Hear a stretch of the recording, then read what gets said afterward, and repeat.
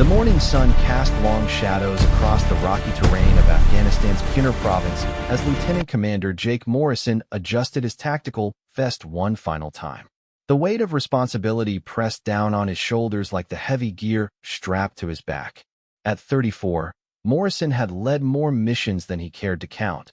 But something about this operation felt different. Maybe it was the intelligence reports that seemed too clean, too convenient.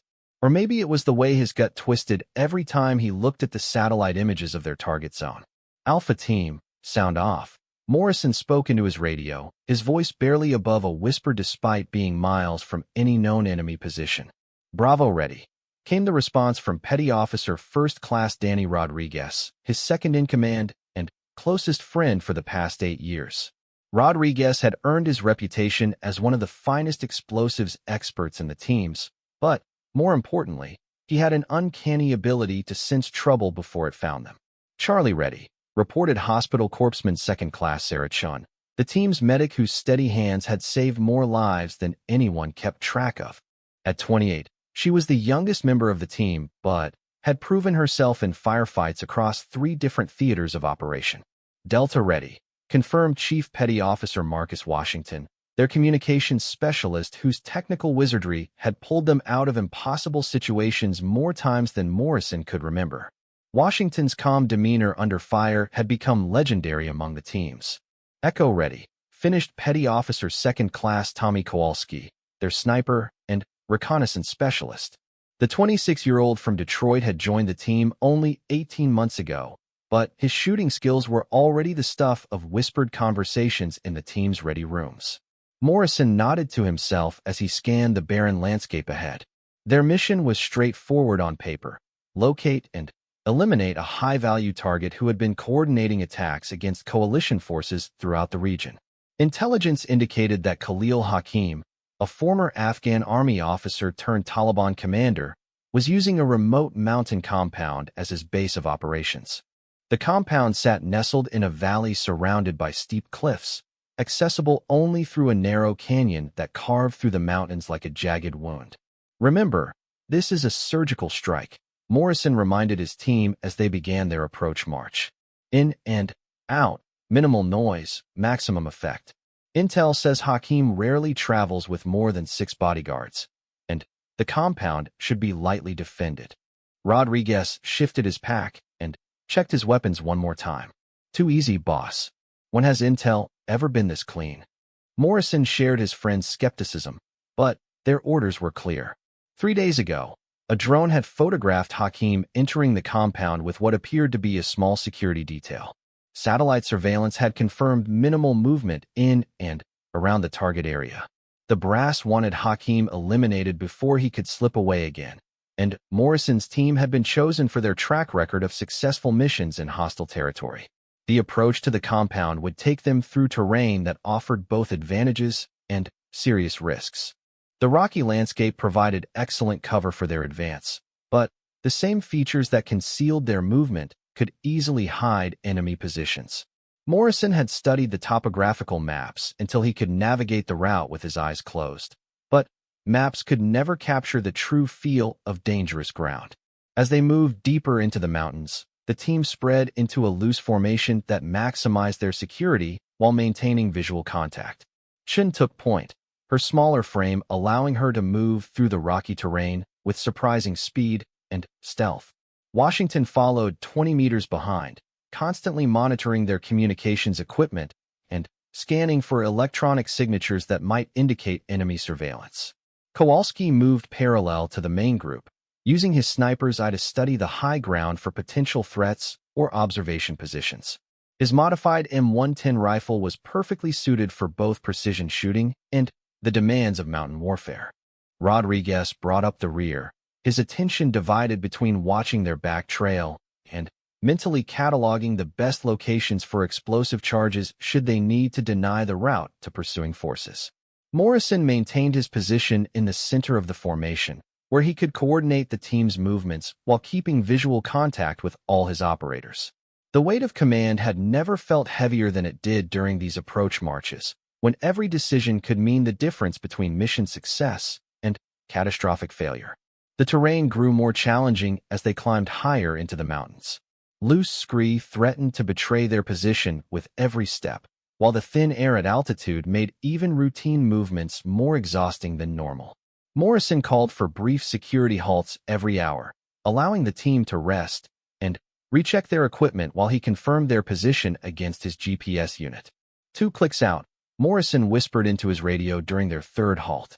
The compound should be visible from the next ridgeline, allowing them to conduct final reconnaissance before moving into position for the assault. Chun acknowledged the transmission with a single click of her radio, then resumed her careful advance up the rocky slope.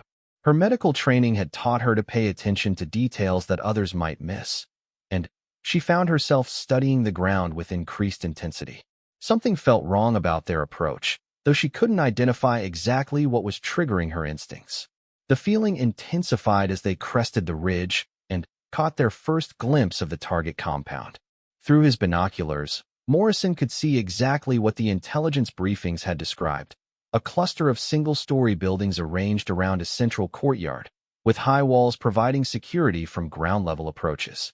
The compound sat at the bottom of a natural bowl formed by the surrounding mountains, accessible only through the canyon they had been planning to use. But something was different. Morrison adjusted the focus on his binoculars and studied the compound more carefully. The intelligence photos had shown minimal activity, but now he could see clear signs that the facility was occupied by more than just a handful of bodyguards. Smoke rose from multiple buildings, indicating active cooking fires. Vehicles were parked in organized rows rather than the random placement typical of a small security detail. "Boss, you seeing this?" Rodriguez had moved up beside Morrison and was conducting his own observation of the target. "Roger that. This place is a lot more active than intel suggested." Washington crawled up to join them, his radio already tuned to the command frequency. "Want me to call this in? Request updated intelligence." Morrison considered the options. They were already committed to the mission, with extraction scheduled for dawn the following morning. Calling for updated intelligence would likely result in mission postponement, allowing Hakim to slip away again. But proceeding with outdated information could put his team at serious risk. "Negative. We proceed as planned, but we modify our approach." "Kowalski, what's your assessment of Overwatch positions?" The young sniper had been studying the high ground surrounding the compound through his rifle scope. "Multiple positions available, boss. The rocks about 800 meters northeast would give me excellent fields of fire across the entire target area. Problem is, anyone else with decent training would pick the same spot." Chun keyed her radio. "Movement in the compound. Looks like a patrol departing through the main gate." Morrison swung his binoculars toward the compound entrance and confirmed Chin's observation. A group of 6 armed men had emerged from the compound and were beginning to move up the canyon in their direction. Their movement was organized and purposeful, suggesting military training rather than the casual patrol pattern of local militia. "They're coming this way," Morrison announced. "Defensive positions, now." The team immediately dispersed into the surrounding rocks, each operator finding cover that provided both protection and fields of fire down the canyon. Morrison's mind raced through their options. The approaching patrol could be routine, unrelated to their presence. But their timing and direction suggested the possibility that their mission had been compromised. Rodriguez had positioned himself behind a boulder that offered an excellent view of the canyon approach. 6 confirmed, armed with AKs and at least 1 RPG. They're moving like they know where they're going. Morrison felt the familiar tightness in his chest that came with impending combat. Everything about this mission had felt wrong from the beginning, and now their worst fears were being confirmed. The intelligence had been flawed or deliberately misleading, and they were walking into a trap. "Washington, anything on the radio nets?" "Negative comms traffic, boss.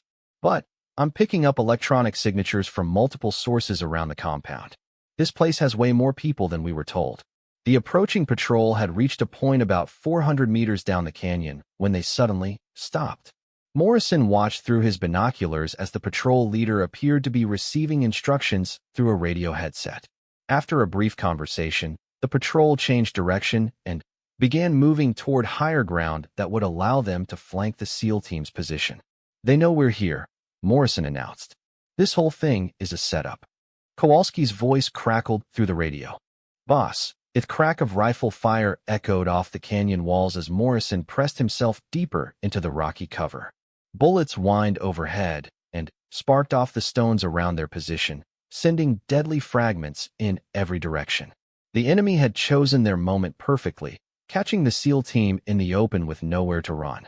Contact front and flanks, Rodriguez reported through gritted teeth, his M4 carbine already returning fire at muzzle flashes visible on the opposing ridgeline. Multiple shooters, disciplined fire. These guys know what they're doing. Morrison's mind raced as he assessed their tactical situation.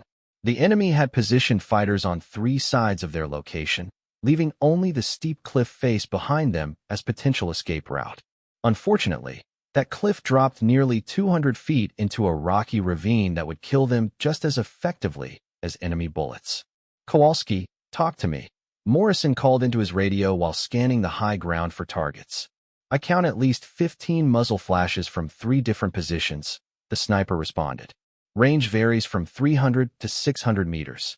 They've got us in a perfect crossfire. Chen had found cover behind a cluster of boulders about 20 meters to Morrison's left. Her medical training included advanced combat tactics, and she was laying down accurate suppressing fire with her M4 while simultaneously preparing medical supplies for the casualties that seemed inevitable. Washington, where's my air support? Morrison demanded. Base acknowledges our request, but nearest close air support is 40 minutes out, Washington replied from his position behind a rocky outcropping. They're vectoring a Predator drone to our location for immediate reconnaissance. Morrison cursed under his breath. 40 minutes was an eternity in a firefight like this one. Their ammunition wouldn't last half that long against determined attackers who clearly had the tactical advantage. The volume of incoming fire suddenly increased as more enemy fighters joined the battle. Morrison could hear the distinctive sound of multiple AK-47s mixed with the heavier reports of what sounded like hunting rifles or surplus military weapons. The enemy was well armed and apparently had plenty of ammunition to sustain a prolonged engagement. Boss, we need to move, Rodriguez called out during a brief lull in the firing. They're trying to work around our flanks. If they get behind us, we're finished. Morrison knew his friend was right, but their options were severely limited. The terrain that had provided concealment during their approach now worked against them, offering multiple covered routes for enemy fighters to maneuver closer to their position. A sharp crack sounded from Kowalski's position as the young sniper engaged a target on the far ridgeline. Got one, he reported with professional satisfaction. But there are plenty more where that came from. The enemy's response was immediate and overwhelming. Heavy automatic weapons fire raked across the rocks around Kowalski's position, forcing him to abandon his carefully chosen shooting spot and seek deeper cover. Morrison could see muzzle flashes from what appeared to be a belt-fed machine gun somewhere on the opposite slope. They're bringing up heavy weapons, Morrison announced to his team. We need to displace before they get that gun zeroed in on our position. Chen raised her head above the rocks to assess possible movement routes and immediately drew a burst of accurate rifle fire. No good options, boss. They've got overwatch on every route except straight down that cliff. Morrison activated his GPS unit and quickly calculated their exact position. The extraction landing zone was still over 2 kilometers away, across terrain that would expose them to enemy fire for most of the distance. Even if they could break contact and begin moving, the enemy's superior knowledge of local terrain would allow them to set up additional ambushes along any likely escape route. Washington, can you reach our overwatch element? Morrison asked, referring to a second SEAL team that had been positioned several kilometers away as backup support. Negative direct comms, boss. The mountains are blocking line-of-sight radio contact. I can try to relay through base, but that's going to take time. Time was exactly what they didn't have. Morrison could hear the enemy fighters communicating through whistles and shouted commands, indicating a level of coordination that suggested military training rather than typical insurgent tactics. Someone with serious experience was directing this ambush. Rodriguez had identified the enemy machine gun position and was attempting to suppress it with accurate rifle fire. I can't keep this up much longer, he reported. They're starting to figure out my position. Morrison made a command decision that went against every instinct developed through years of successful operations. Instead of attempting to withdraw, they would have to establish a defensive perimeter and hold their ground until air support arrived. It was a desperate gamble, but their other options had been eliminated by superior enemy positioning. All stations were going into defense in place, Morrison announced. Conserve ammunition, pick your targets, and make every shot count. Air support is inbound. Kowalski had relocated to a new shooting position that offered a different angle on the enemy fighters. Boss, I'm seeing movement in the compound. Looks like they're bringing up reinforcements. Morrison raised his binoculars and confirmed the sniper's observation. Armed fighters were streaming out of the compound buildings and beginning to move up the canyon toward their position. What had started as a difficult tactical situation was rapidly becoming impossible. The sound of helicopter rotors suddenly echoed off the canyon walls, causing both sides to pause their firing momentarily. Morrison felt a surge of hope until he realized the sound was coming from the wrong direction. Instead of American aircraft approaching from their rear, the helicopter was coming from deeper in the mountains. Enemy bird, Washington reported grimly. Sounds like a Soviet-era transport, probably carrying more fighters. Chen had moved closer to Morrison's position during the brief lull in enemy fire. Boss, we need to consider our options here. If they bring in more people, we're not going to be able to hold this position. Morrison understood what his medic was really saying.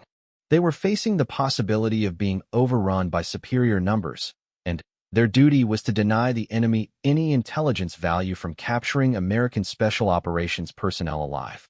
It was a conversation no team leader ever wanted to have, but the reality of their situation demanded honest assessment. The helicopter noise grew louder as the aircraft approached the compound.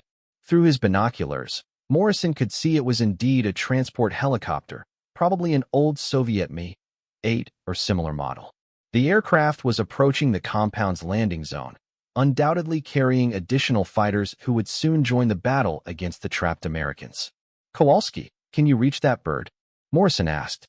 The sniper studied the helicopter through his rifle scope. Negative, boss. Wrong angle, and too much distance. By the time it lands, and I get repositioned for a shot, those guys will already be moving up here. Rodriguez had been monitoring the enemy radio chatter through a handheld scanner. Boss, they're coordinating something big. Sounds like they're planning to rush our position from multiple directions simultaneously. Morrison felt the weight of command settling over him like a lead blanket. He had led his team into an obvious trap, and now they were facing overwhelming odds with minimal chances of survival. His training had prepared him for difficult tactical situations, but this was beyond anything covered in the manuals. The enemy machine gun opened fire again, this time with devastating accuracy. Heavy bullets chewed chunks out of the rocks protecting the SEAL team, sending dangerous fragments flying in all directions. Morrison could hear the distinctive whistle of bullets passing close overhead. They're walking that gunfire closer, Chen observed. We need to do something before they get the range figured out. Washington looked up from his radio equipment with an expression of grim determination. Boss, I might have an option. There's a military frequency showing some activity about 10 clicks north of here. Could be our Overwatch element. Could be someone else. Morrison considered the possibility. Their backup team should have been monitoring assigned frequencies, but radio communication in mountainous terrain was notoriously unreliable. If Washington could establish contact with any friendly forces, it might provide options that didn't currently exist. Do it, Morrison ordered. Try to raise anyone who might be able to assist. The enemy helicopter had landed at the compound, and Morrison could see armed fighters disembarking and immediately beginning to move toward the canyon. The reinforcements appeared to be better equipped and more professionally organized than the original ambush force. Kowalski engaged another target on the ridgeline, his precision shooting temporarily disrupting the enemy's fire pattern. That's two down, but they just keep coming. It's like they've got an unlimited supply of people. Rodriguez had identified what appeared to be an enemy commander directing the assault from a protected position on the opposite slope.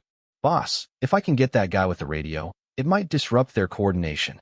Morrison studied the target through his binoculars. The range was extreme for accurate rifle fire, but Rodriguez was one of the finest marksmen in the teams. Take the shot if you get a clear opportunity. The battle had been raging for nearly 20 minutes, and Morrison could feel his team's ammunition supplies dwindling. They had planned for a quick surgical strike, not a prolonged firefight against superior numbers.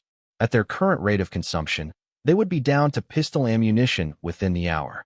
Washington suddenly straightened up from his radio equipment with an expression of surprise and hope. "Boss, I've got contact with an unknown call sign.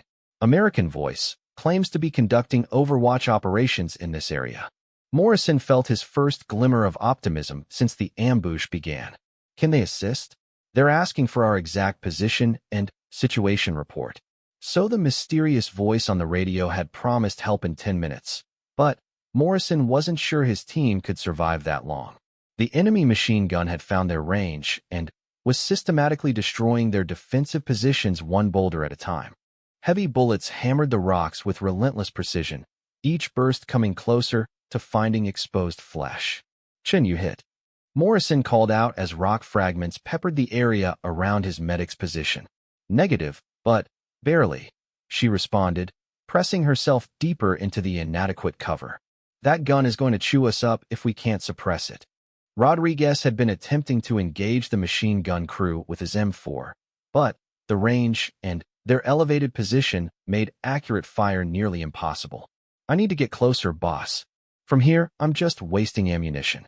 Morrison knew his explosives expert was right, but moving across the open ground between their current positions and effective range would be suicide. The enemy had multiple overlapping fields of fire that covered every possible approach route.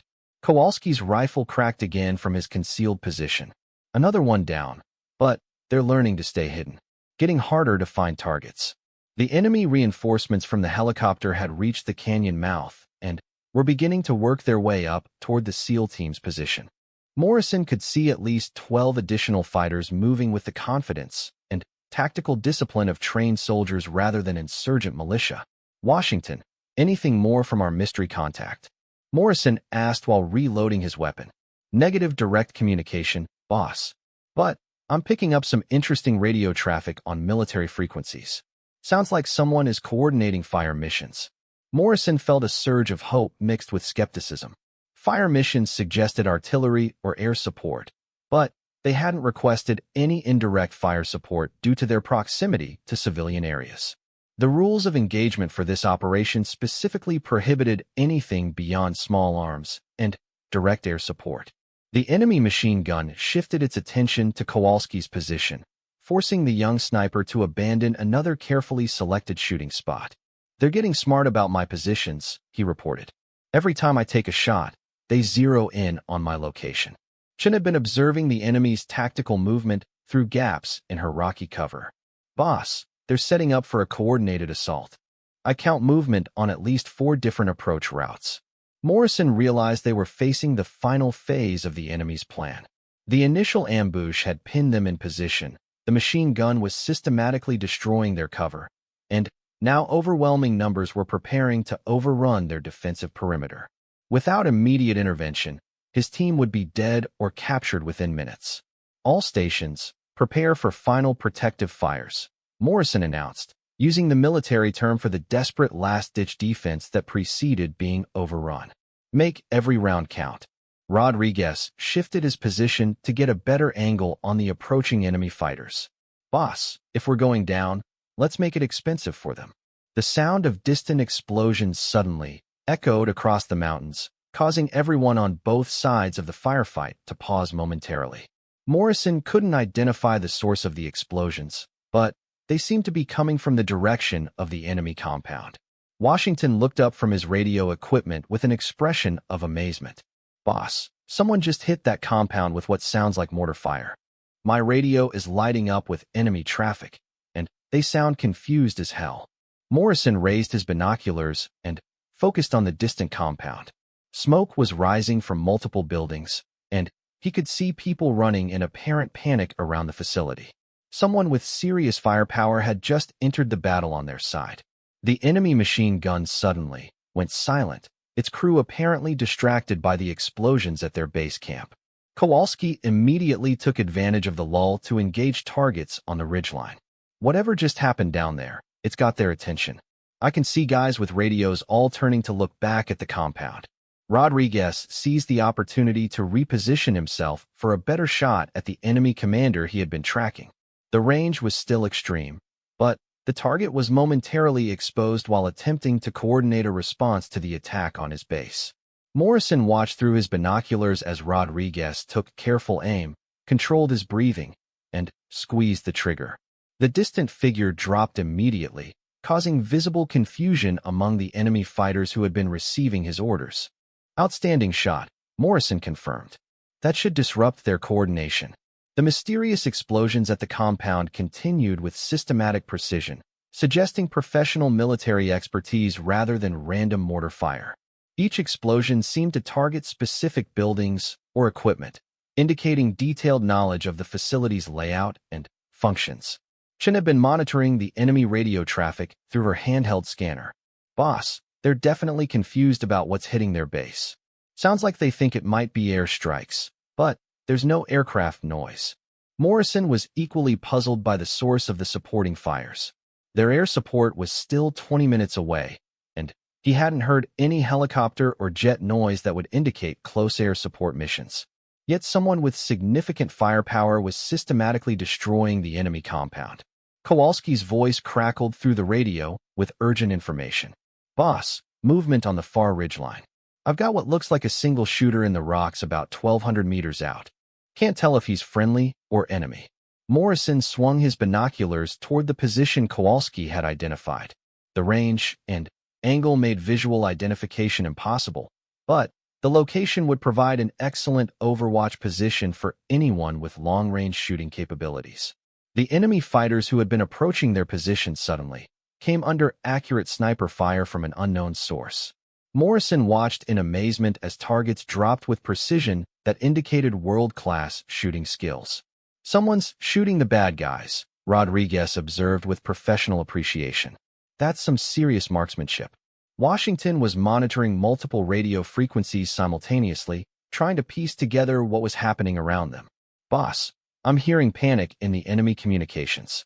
Sounds like they're taking casualties from multiple directions and don't know where the fire is coming from." Morrison began to understand that they were witnessing a carefully coordinated rescue operation. The explosions at the compound, the precision sniper fire, and the mysterious voice promising help were all part of someone else's plan to extract them from an impossible situation. The enemy machine gun crew attempted to resume firing, but immediately came under accurate counter-sniper fire that eliminated the threat permanently. Morrison could see the gun position through his binoculars, but the source of the incoming fire remained invisible. "Whoever's helping us knows what they're doing," Chen observed. "That machine gun was the key threat to our position." Kowalski was studying the distant ridgelines through his rifle scope, searching for any sign of their mysterious benefactor. "I still can't spot the shooter, but the angle of fire suggests someone with serious elevation and range capabilities." The enemy fighters who had been preparing to assault the SEAL team's position were now retreating toward the canyon mouth under continued pressure from the unknown sniper. Morrison counted at least 6 enemy casualties from the precision shooting, and the survivors were clearly demoralized by their inability to locate the source of the incoming fire. Rodriguez had taken advantage of the enemy's confusion to reposition himself for better defensive coverage. "Boss, this gives us some breathing room, but we need to link up with whoever's providing this support." Morrison agreed, but their tactical situation remained precarious. They were still surrounded by hostile terrain, their ammunition was running low, and they had no way to communicate directly with their mysterious benefactor. Washington suddenly received another transmission on the unknown frequency. "Alpha Team, prepare to move. Guide on my tracer fire." Morrison looked around at his team members, each one battered but still combat effective. The promise of movement toward safety was exactly what they needed, but following unknown guides through hostile territory carried its own risks. A green tracer round suddenly streaked across the canyon from the distant ridgeline, indicating a direction of movement that would take them away from the main enemy positions. The trajectory suggested their guide had intimate knowledge of the local terrain and safe movement routes. That's our signal, Morrison announced. Chun, take point and follow the tracer direction. Rodriguez, your rear guard. Kowalski and Washington maintain security on the flanks. Chun immediately began moving toward the indicated route, using her medical training's emphasis on careful observation to select the safest path through the rocky terrain. The rest of the team followed in tactical formation, ready to provide covering fire if they encountered enemy resistance. Morrison took one last look at the battlefield they were leaving behind. The enemy compound was still burning from the mysterious artillery strikes, while scattered enemy fighters were attempting to reorganize after losing their leadership and key weapons positions. As they moved away from their desperate defensive position, Morrison couldn't help but wonder about the identity of their rescuer. Someone with exceptional shooting skills and access to indirect fire support had appeared at exactly the right moment to save their lives. The green tracer fire continued to guide their movement through terrain that seemed impassable to anyone without detailed local knowledge. Their mysterious benefactor was leading them along a route that avoided enemy observation while providing multiple defensive positions if they came under fire again. The man who emerged from the rocks looked like he belonged in the harsh Afghan mountains. Weather-beaten features suggested years of exposure to sun and wind, while his movements carried the economy of motion that marked experienced operators. He appeared to be in his early 40s, with graying hair and intelligent eyes that constantly scanned the surrounding terrain for threats. Staff Sergeant Mike Reeves, United States Army Special Forces. He introduced himself while keeping his rifle at the ready. Retired, he added with a slight grin that didn't reach his eyes. Morrison studied the man carefully. Everything about Reeves suggested legitimate military background, but his presence in this remote location raised obvious questions. Lieutenant Commander Morrison, SEAL Team 6. What's your status here, Sergeant? It's just Mike now, Reeves replied. Been working this area for the past 18 months as a civilian contractor. When I heard your distress call, figured you could use some assistance. Rodriguez had positioned himself where he could cover their back trail while maintaining visual contact with the newcomer. That was some serious shooting back there. You take out that machine gun crew. Reeves nodded toward the high ridgeline where he had been positioned. Barrett .50 caliber from about 1,400 meters. Took 3 shots to get the range, but that gun was going to chew you up if someone didn't deal with it. Chen approached with her medical kit ready, automatically assessing Reeves for any signs of injury or fatigue. What about those explosions at the compound? That sounded like organized, indirect fire. Mortars, Reeves confirmed. I've got a small team working with me, all former military. When we realized you were walking into an ambush, we decided to provide some distraction while I got into position for Overwatch. Washington had been monitoring enemy radio traffic during their movement away from the original ambush site. The bad guys are definitely confused about what hit them. Sounds like they're trying to coordinate some kind of response, but their leadership structure got disrupted. Morrison appreciated the tactical update, but their immediate priority was reaching safe extraction. What's our route to the LZ? Original extraction point is compromised.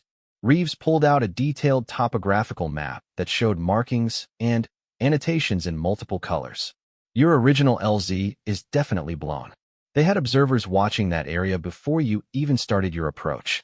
I've got an alternative site about 3 clicks northeast that should work for helicopter extraction.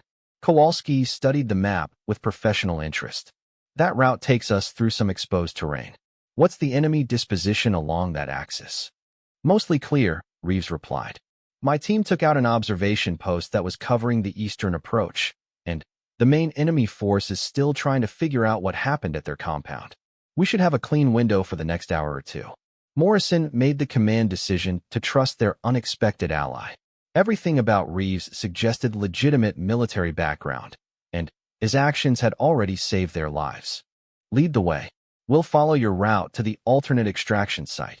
Reeves shouldered his pack and moved out with the confident stride of someone intimately familiar with the local terrain. The SEAL team fell into formation behind him, maintaining their tactical spacing while adapting to his knowledge of safe movement routes. So what's the real story with this area? Rodriguez asked as they moved through a narrow defile between towering rock formations. This whole mission felt like a setup from the beginning. Reeves glanced back while continuing to navigate the treacherous footing. Khalil Hakim hasn't been in that compound for over a month. Your intelligence was either seriously outdated or deliberately compromised. That facility has been used as a training camp for foreign fighters, mostly Chechens, and some Pakistani Taliban. Morrison felt his suspicions confirmed. How do you know all this? Because tracking Hakim has been my primary mission for the past year, Reeves explained. The man you were sent to eliminate is currently about 200 kilometers north of here, coordinating with tribal leaders along the Pakistani border. Chen was processing the implications of this information. So someone sent us after a target who wasn't there, into a location that was actually a heavily defended training facility. That's about the size of it, Reeves confirmed grimly. Question is whether it was an intelligence failure or something more deliberate. Washington had been thinking about the operational security aspects of their mission. Our target package came down through official channels, cleared at multiple levels. If someone was feeding us bad information, they had access to pretty high-level planning. Morrison didn't want to consider the possibility that their mission had been compromised from within their own chain of command, but the evidence was becoming difficult to ignore. Someone with detailed knowledge of their operational plans had orchestrated an elaborate trap. The route Reeves was leading them through required technical climbing skills in several locations. The former Special Forces operator moved through the challenging terrain with surprising agility, while the SEAL team adapted their techniques to match the demands of mountain warfare. How many people do you have working this area? Kowalski asked during a brief rest stop. For including myself, Reeves replied. All former special operations, all with extensive experience in this type of environment. We've been developing intelligence on Taliban and Al-Qaeda networks operating along the Afghanistan-Pakistan border. Rodriguez was curious about the legal and operational framework for civilian contractors conducting combat operations. Who are you working for? CIA? GIA? Someone else? Reeves hesitated before answering, suggesting the question touched on sensitive operational details. Let's just say there are people in the intelligence community who aren't satisfied with the quality of information coming through official channels. Morrison understood the implication. Reeves and his team were operating in a gray area between official government operations and private intelligence gathering, probably funded through classified programs that didn't appear on any public budget documents. The sound of helicopter rotors suddenly echoed off the canyon walls, causing everyone to immediately seek cover among the rocks. Morrison checked his watch and realized their scheduled extraction was still over an hour away. That's not yours, Reeves observed while scanning the sky for visual contact with the aircraft. Sounds like the same bird that brought in reinforcements earlier. Washington was monitoring multiple radio frequencies, trying to determine the helicopter's mission and destination. Enemy traffic indicates they're conducting search operations, trying to locate the source of the mortar fire that hit their compound. Chen had found a position that offered concealment while maintaining observation of potential aircraft approaches. If they're doing area searches, they're going to find us eventually unless we keep moving. Reeves consulted his map again, calculating distances and timing for their movement to the extraction site. We can reach the alternate LZ in 40 minutes if we push hard. Problem is, that means moving through some exposed terrain during daylight hours. Morrison weighed their options. Staying concealed in their current position might allow the enemy helicopter to pass without detecting them, but it also meant remaining in hostile territory with limited ammunition and no immediate prospect of extraction. Moving to the LZ carried the risk of exposure, but offered the possibility of linking up with friendly aircraft. We move, Morrison decided. Better to take our chances in the open than wait for them to find us here. Reeves immediately resumed leading them through increasingly challenging terrain that seemed to defy conventional navigation.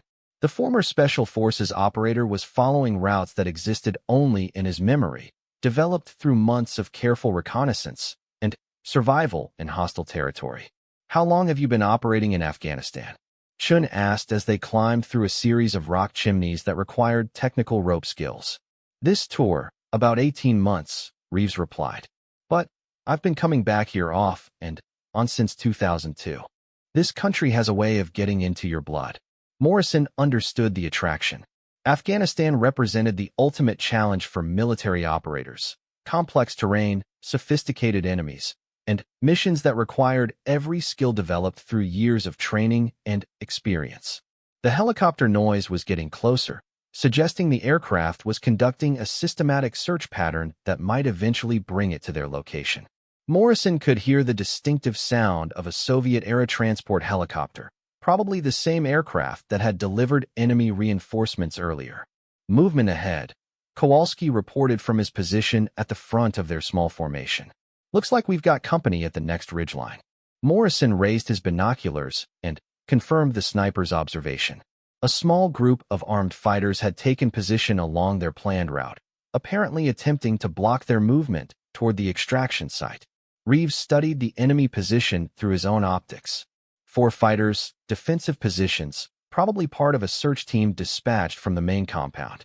They're not expecting serious resistance.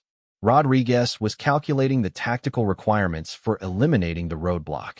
Range is about 300 meters, good fields of fire from our current position. We could take them out with coordinated fire. Morrison considered the option. Engaging the enemy position would eliminate the immediate threat, but would also reveal their location to anyone monitoring radio communications.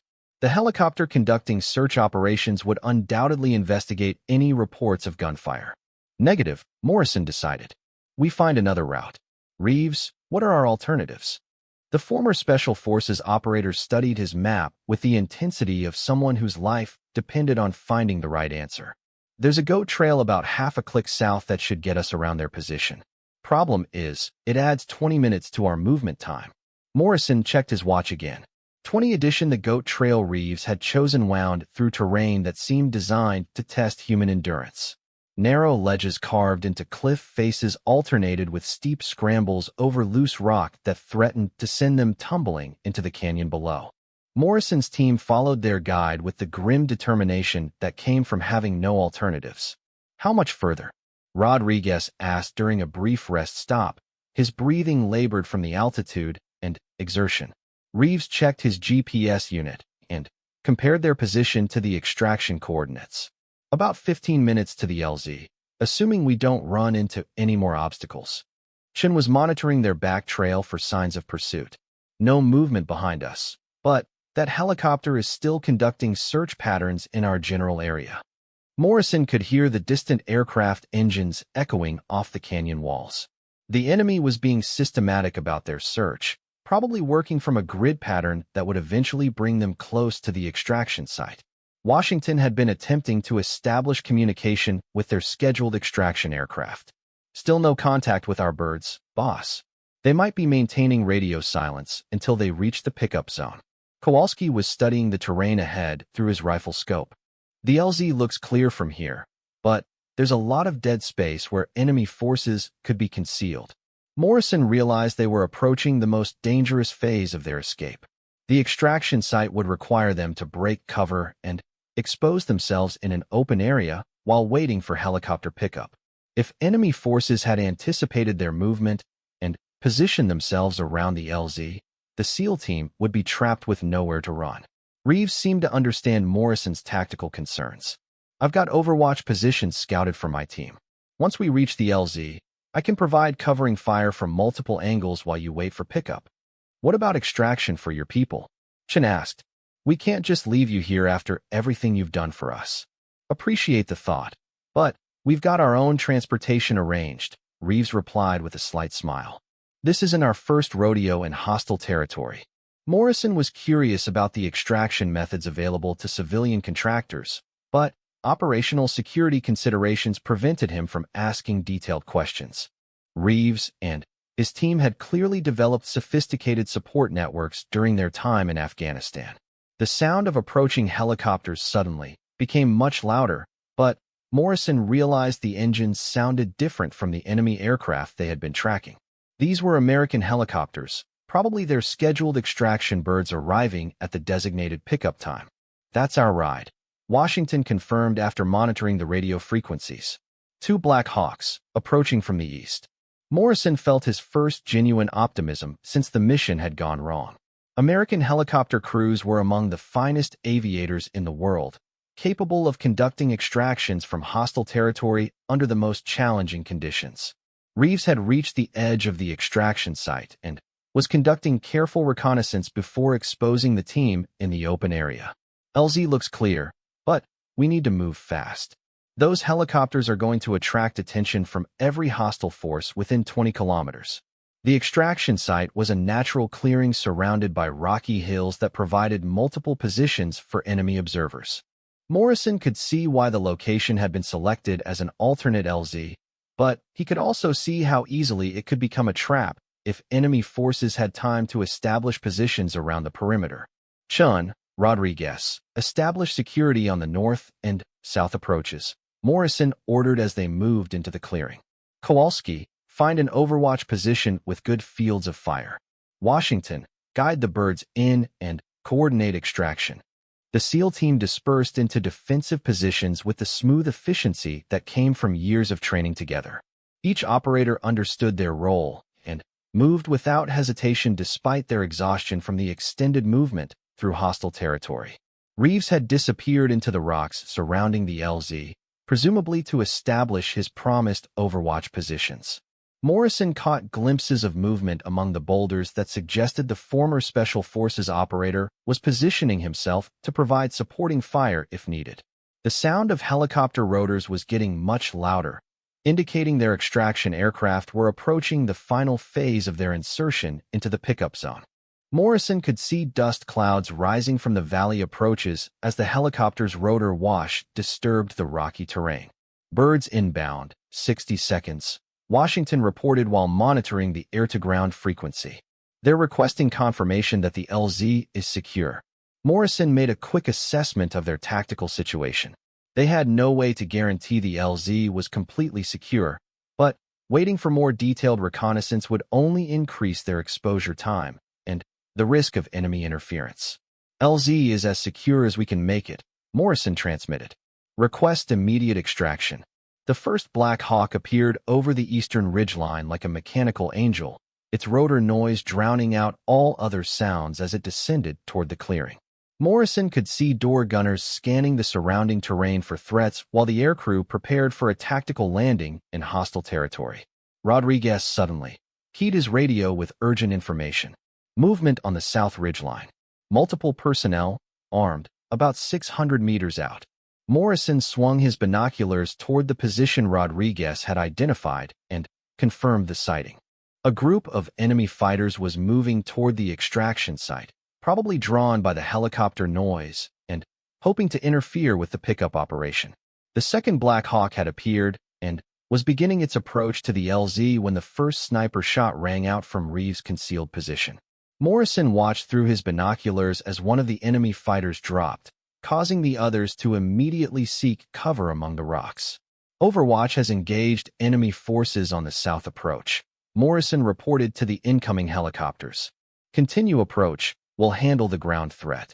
Kowalski had identified targets on the ridgeline and was engaging them with precise rifle fire. I count 8 hostiles, spread across about 200 meters of frontage. They're trying to get into position for shots at the birds.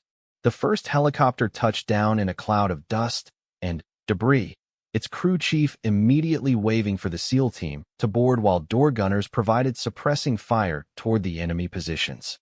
Morrison realized this was their only chance for extraction before enemy reinforcements arrived. Chun, Rodriguez, moved to the bird. Morrison ordered while maintaining covering fire toward the ridgeline. Kowalski, Washington, prepare to displace. Chun and Rodriguez sprinted across the open ground toward the waiting helicopter, their equipment bouncing as they ran. The aircrew helped them aboard while maintaining security watch for additional threats. Enemy fire was beginning to impact around the LZ as more fighters arrived and joined the battle. Morrison could hear bullets cracking overhead and see dust spurts where rounds struck the rocky ground near the helicopters. Reeves' voice crackled through Morrison's radio with professional calm. Alpha Team, suggest immediate departure. I count additional enemy movement from multiple directions.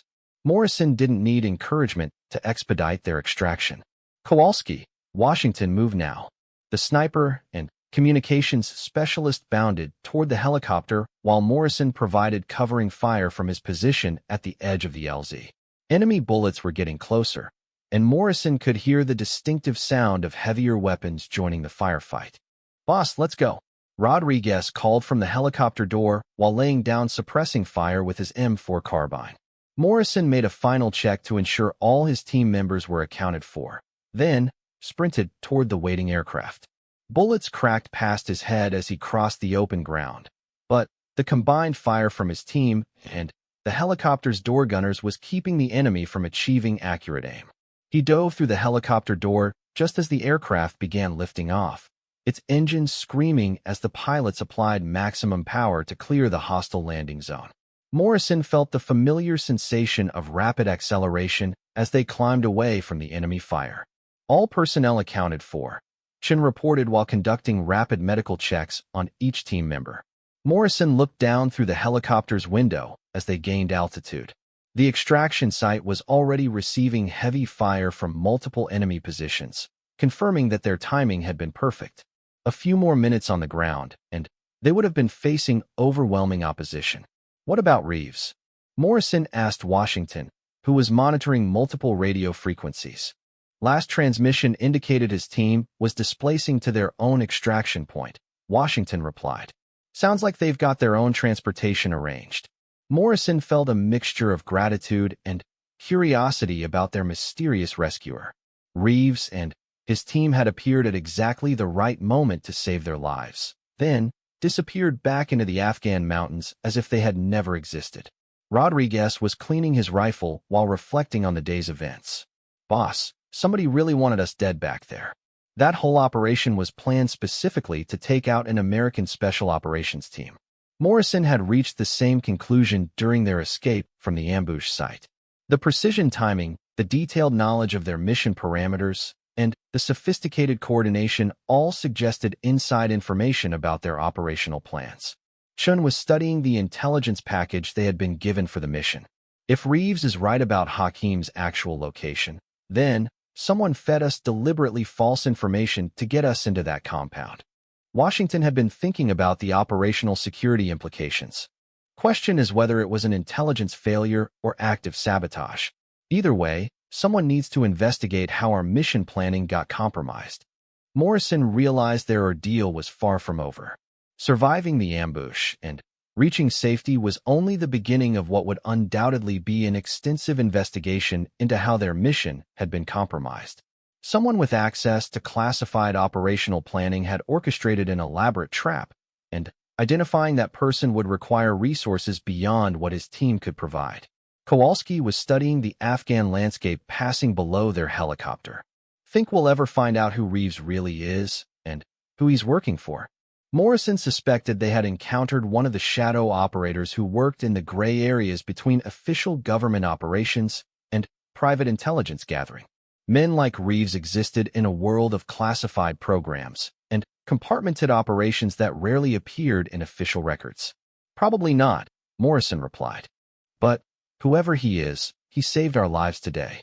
As their helicopter carried them towards safety, Morrison couldn't shake the feeling that their encounter with the mysterious sniper in the rocks was only the beginning of a much larger story involving compromised operations, shadow warriors, and enemies who might be closer to home than anyone wanted to admit.